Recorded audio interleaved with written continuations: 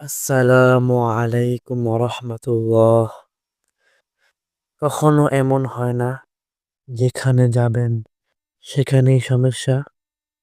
অনেক চেষ্টা করেন কিন্তু মন শান্ত হয় না। ঠিক তখনই এক নাম আছে, যে নাম ডাকার সাথে সাথে দিলের ভরসা ফিরে আসে। ইয়া জাল জালালি ওয়াল ইকরাম। এর মানে, হে মহা গৌরবময়, হে মহাদাতা, আমার সব কষ্ট আপনি দূর করুন।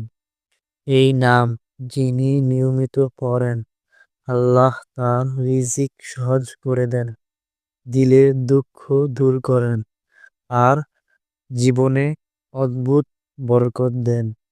আজ রাতে 10 বার পড়ুন ইয়া জাল জালালি ওয়াল ইকরাম।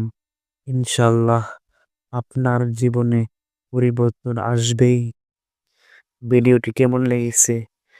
যদি ভালো লেগে থাকে তাহলে সাবস্ক্রাইব করুন আর শেয়ার করে দিন, যেন অন্য মুসলমান ভাইরাও আমল করতে পারে।